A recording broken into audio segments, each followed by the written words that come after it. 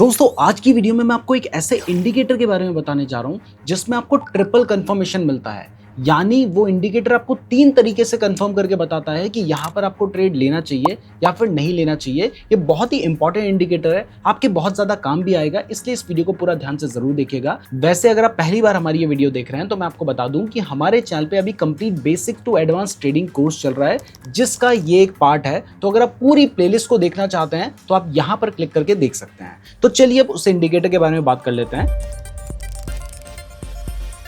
तो जिस इंडिकेटर की मैं बात कर रहा हूं उसका नाम है MACD। इंडिकेटर को लगाने के लिए आप जो भी चार्टिंग सॉफ्टवेयर का यूज करते हैं या फिर जहां पर भी आप ट्रेड करते हैं, आपने वहां पर जाना है, चार्ट पे जाना है, उसके बाद फुल स्क्रीन कर लेना है और उसके बाद इंडिकेटर पे आना है और MACD लिख के सर्च करना है। जैसे ही आप MACD लिख के सर्च करेंगे तो आपको दिखाई दे रहा है, इसकी फुल फॉर्म है मूविंग एवरेज कन्वर्जेंस डाइवर्जेंस। अब जैसे ही आप ये इंडिकेटर लगा लेते हैं तो ये आपके चार्ट में कुछ इस तरीके से नजर आता है। तो अब चलिए इस इंडिकेटर को समझते हैं। मैं जानता हूं कि ये इंडिकेटर आपको दिखने में थोड़ा सा खतरनाक लग रहा होगा, लेकिन ये एक बहुत ही सिंपल इंडिकेटर है। अब अगर आप किसी भी इंडिकेटर को समझना चाहते हैं तो आपने उसकी सेटिंग्स पे जाना है और सेटिंग में जाने के बाद यहां पर आप स्टाइल पे देख सकते हैं कि इस इंडिकेटर में 3 एलिमेंट है। एक है हिस्टोग्राम, दूसरा है MACD और तीसरा है सिग्नल। यहां पर जो ब्लू कलर की आपको लाइन दिखाई दे रही है ये हमारी MACD लाइन है, जो ऑरेंज कलर की आपको लाइन दिखाई दे रही है ये हमारी सिग्नल लाइन है और इसके बाद ये जो आपको बार्स दिखाई दे रहे हैं इसको हिस्टोग्राम कहा जाता है। इसकी सेटिंग्स में आपको कोई भी चेंज करने की जरूरत नहीं है। अब चलिए सीधा समझते हैं कि ये इंडिकेटर हमें कहता क्या है। तो सबसे पहली चीज इस इंडिकेटर से हमें पता चलती है कि अगर मान लीजिए ये जो दोनों लाइन है, यानी ये जो ब्लू लाइन है और ये जो ऑरेंज लाइन है,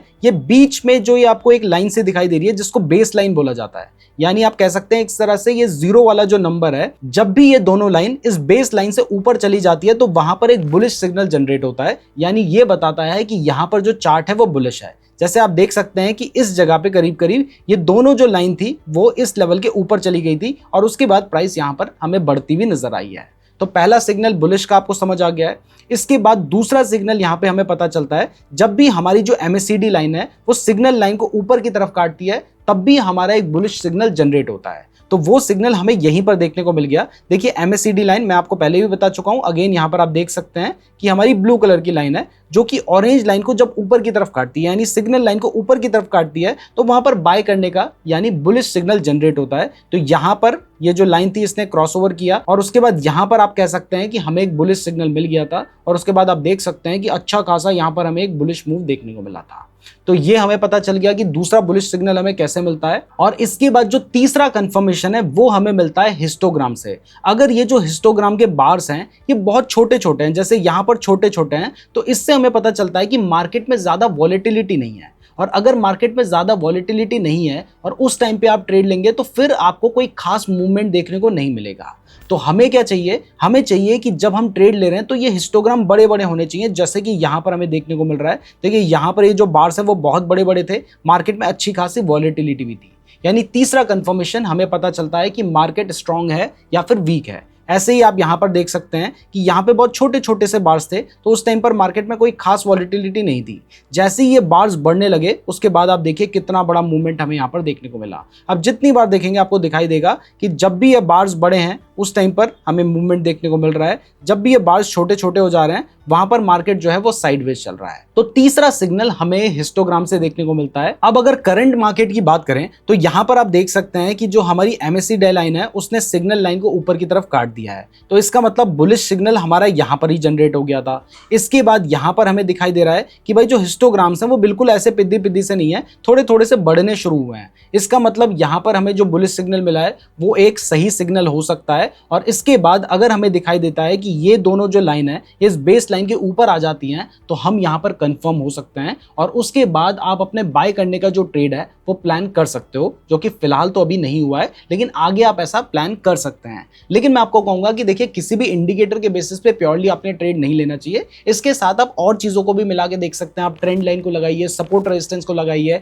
आप स्मार्ट मनी के कॉन्सेप्ट को लगाइए और इनका आप कंफर्मेशन के लिए यूज कर सकते हैं, या इनके बेसिस पे आप सिग्नल लीजिए, उनका आप कंफर्मेशन के लिए यूज कीजिए। तो MACD इंडिकेटर बुलिश है या नहीं ये कैसे बताता है ये आपको समझ आ गया। अब चलिए बेरिश है ये हमें कैसे पता चलेगा वो भी समझ लेते हैं। लेकिन उससे पहले अगर आप क्रिप्टो के फ्यूचर्स में ट्रेड करने के लिए अपना अकाउंट ओपन करना चाहते हैं तो आप डेल्टा एक्सचेंज में अपना अकाउंट ओपन कर सकते हैं। डेल्टा एक्सचेंज इंडिया में FIO रजिस्टर्ड प्लेटफॉर्म है, यहाँ पर आपको अच्छा खासा लेवरेज में मिल जाता है। और अगर आप हमारे लिंक का यूज करके अपना डेल्टा एक्सचेंज में अकाउंट ओपन करते हैं तो आपको हमारी तरफ से 2000 रुपए का अधीरा AI का सब्सक्रिप्शन बिल्कुल फ्री में मिलता है। उसके लिए अकाउंट ओपन करने के बाद नीचे गूगल फॉर्म का लिंक दे रखा है, उसको जरूर फिल कर लीजिएगा। अब चलिए वापस टॉपिक पे आते हैं और देखते हैं कि हमें शॉर्ट करने का सिग्नल कहां पे मिला है। तो एग्जांपल के लिए मैं आपको दिखाता हूं कि यहां पर देखिए, यहां पर हमें दिखाई दे रहा है कि अगर आप ध्यान से देखेंगे तो आपको दिखाई देगा कि ये जो हमारी ब्लू लाइन है यानी MACD लाइन ने सिग्नल लाइन को नीचे की तरफ यहां पर काटा है, यानी यहां पर हमें कहीं पर एक शॉर्ट करने का सिग्नल मिल गया है।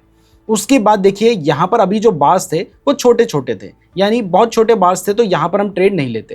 लेकिन इस जगह पे हमें दिखाई दे रहा है कि ये जो दोनों लाइंस हैं ये हमारे बेस लाइन के नीचे भी आ चुकी हैं। साथ ही हमें दिखाई दे रहा है कि भाई यहां पर जो बार्स हैं वो बढ़ने भी लग गए हैं, तो यहां पर कहीं पे हम अपना शॉर्ट करने का ट्रेड प्लान कर सकते थे। और उसके बाद आप देख सकते हैं कि अच्छा खासा मूव यहां पर आया है। तो अगर इसके बेसिस पे आप ट्रेड लेना चाहते हैं तो यहां पर आप शॉर्ट करने का जो ट्रेड लेते वो जब ये दोनों लाइन बेस लाइन के नीचे आ गई, यानी यहां पर कहीं पे लेते, आपका जो स्टॉप लॉस होता, वो जो स्विंग हाई आपको आसपास का नजर आ रहा है उससे थोड़ा सा ऊपर होता है, यानी यहां पर आपका स्टॉप लॉस होता।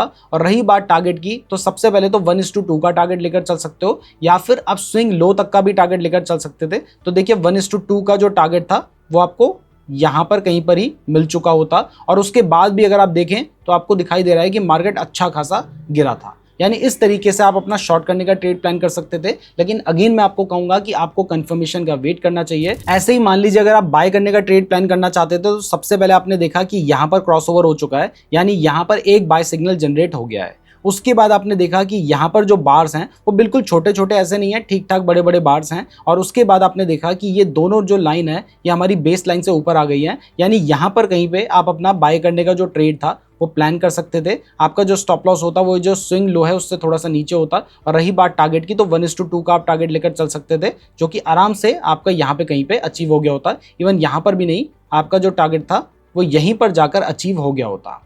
तो मैंने अभी आपको एक इंडिकेटर बताया, उसके बेसिस पे स्ट्रेटजी बताई है। लेकिन मैं आपको कहूंगा कि भाई सिर्फ इंडिकेटर के बेसिस पे आपने ट्रेड नहीं लेना है, आपने साथ में ट्रेंड देखना है। आगे मैं आपको मार्केट स्ट्रक्चर के बारे में बताऊंगा, स्मार्ट मनी कॉन्सेप्ट के बारे में बताऊंगा, ऑर्डर ब्लॉक के बारे में बताऊंगा। तो ये सारी चीजें लगाने के बाद आप इंडिकेटर का यूज करेंगे तो आपके जो ट्रेड्स होंगे वो काफी सही निकल सकते हैं। क्योंकि यहां पर क्या होता है ना, कई बार आपको लेट सिग्नल भी मिलते हैं। जैसे मैं आपको एक एग्जांपल दिखाता हूं, देखिए यहां पर क्रॉसओवर हो गया, अगर मैं सिर्फ क्रॉसओवर के बेसिस पे ट्रेड लूंगा तो फिर बहुत सारे फेक ट्रेड भी मिलेंगे। हाँ, मुझे यहां पर दिखाई दिया कि भाई बार्स भी ऊपर आ चुके हैं, तो ठीक है, अगर आप चाहें तो 2 सिग्नल के बेसिस पे भी ट्रेड ले सकते हैं। ऐसा नहीं है कि आपको तीनों ही सिग्नल चाहिए, लेकिन एक हिस्टोग्राम का तो आप देख ही लेना ताकि मार्केट में वॉलेटिलिटी हमें समझ आए। तो हमें दिखाई दे रहा है कि हाँ भाई बार्स भी ठीक ठाक हैं, नीचे हमारा क्रॉसओवर भी हो चुका है। लेकिन उसके बाद एक्चुअल में अगर आप तीसरे सिग्नल के लिए वेट करेंगे, जैसे कि यहां पर हमने देखा कि ब्लू लाइन और ये जो लाइन येलो लाइन है वो यहां पर जाकर कहीं पे हमें सिग्नल दे रही है, तो इतना बड़ा मूव हमसे मिस भी हो सकता था। इसलिए मैं कह रहा हूं कि अगर मान लो आपको 2 सिग्नल यहां से मिल रहे हैं और तीसरा आपको कोई कंफर्मेशन दिखाई दे रहा है, कोई स्मार्ट मनी कॉन्सेप्ट के बेसिस पे दिखाई दे रहा है,